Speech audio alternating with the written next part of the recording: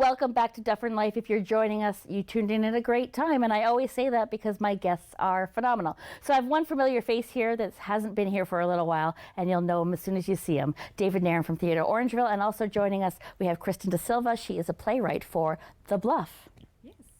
And many, many other productions as well. Thank you both for joining me today. Thank you. It's great to see you. It's been a little while. It has been. And David promises he's going to be on his best behavior. Yeah. Only joking.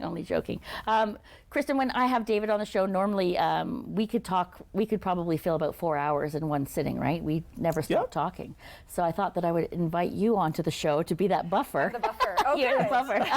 No. I just thought smack him if he's talking too much. I'm so thrilled that you're here. So you've done many world premieres and shows on Theatre Orangeville stage, but we're going to talk about The Bluff. Yeah. So I'm going to let you tell us a little bit about what it's about.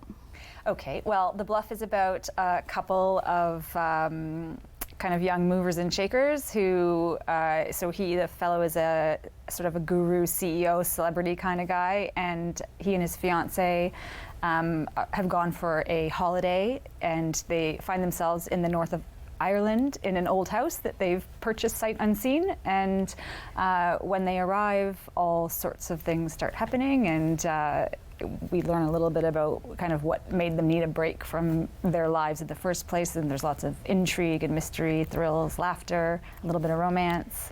Oh, well, I'm always expecting laughter. I mean, of course, yes.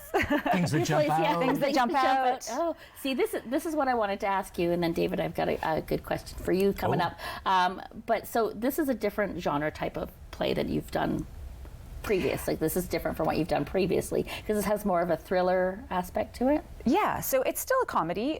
So it's sort of taking like the comedy and weaving it into a genre that I've always been really interested in, which is the kind of horror thriller genre. And it's something I wanted to do for a long time, was tell this kind of story. So, and David and Theatre Orangeville have been so incredibly generous and indulgent of me in allowing me to do that in this new show. Playwrights. David, I want to talk to you a little bit about how important it is and what it means to Theatre Orangeville to have world premieres on your stage. Well, it's a great thrill. It's an honor, and it's a responsibility. You know, that we everything that we do at the theater is like everything we do is to serve the play, right? Whether we're selling tickets or a fundraiser or making a program or a poster, it's all to serve the play. So it's always wonderful and it's great to have the playwright in the room. Kristen is also in the play. Okay. So rehearsals were great fun because, you know, she's able to put two hats and able to take them off. You know, she can put on her actor hat and then put on her playwright hat. But so it's just great to see the play come to life and to have some, you know, we made changes, right? To that script, not huge, like not rewriting stuff, but a line here and things like that. And it is a really difficult genre, you know, because people are really going to love this show because, as Kristen says, it's funny, but there's also, you know, clues here and a clue there and putting it together because everybody loves a mystery and loves a story like that, right? And so try to keeping the through line of all of that, and for Kristen to, you know, make a little change. If you change one little thing over here, then it falls apart over here, so you got to fix that up too, right? So yeah, it's been fun.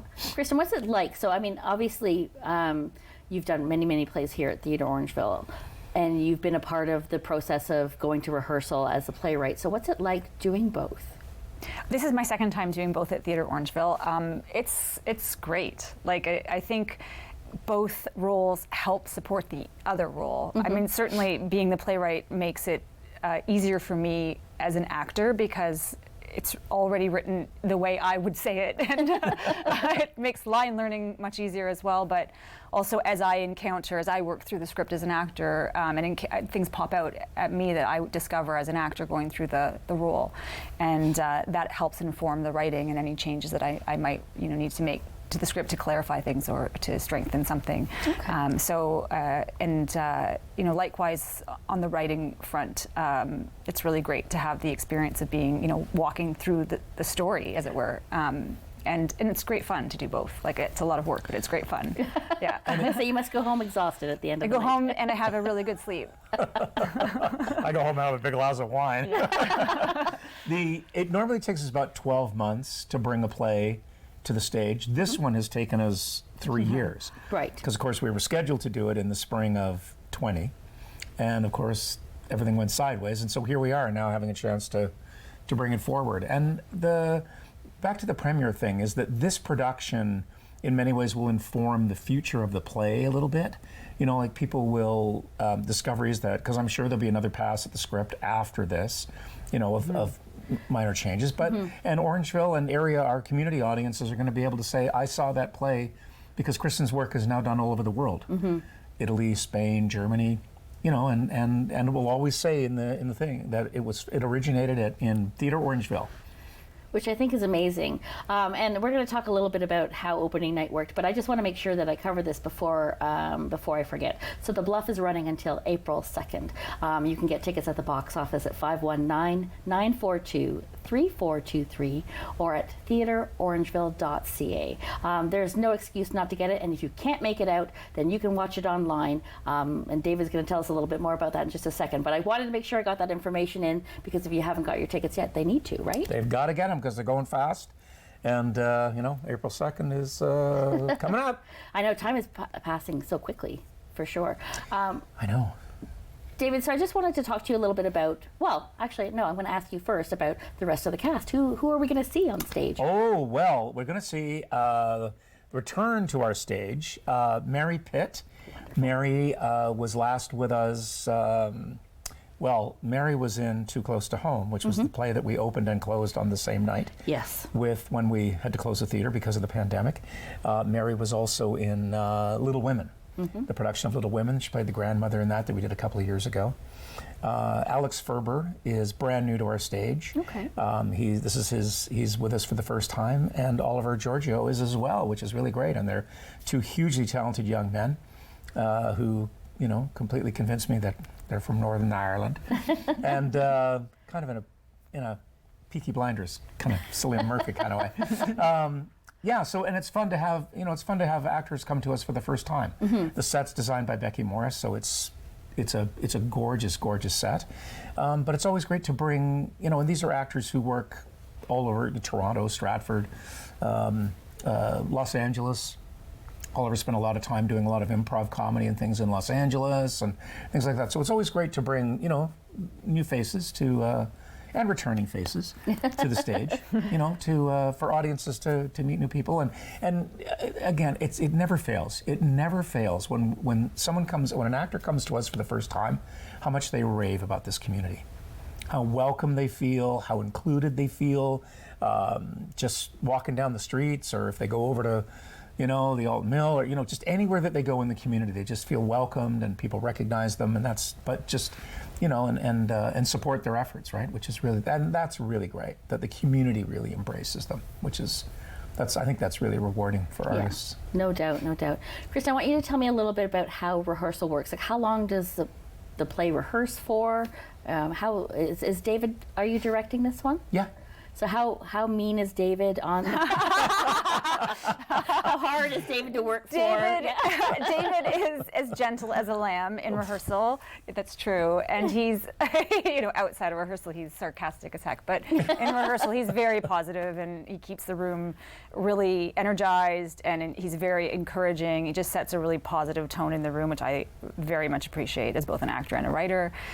We've rehearsed 2.5 weeks, I guess, or 3 weeks. Yeah, we rehearsed that long, yeah. So it's a tight process, especially for a new script, because of course, you know, I think, you know, we had the opportunity to workshop this play a little bit before we got into the room, which helped. So when it came into the rehearsal hall, we were working with the script we were kind of continuing with, although I did make some changes and additions, but nothing major. There was no major like plot overhauls or anything, which is good because it is a tight turnaround.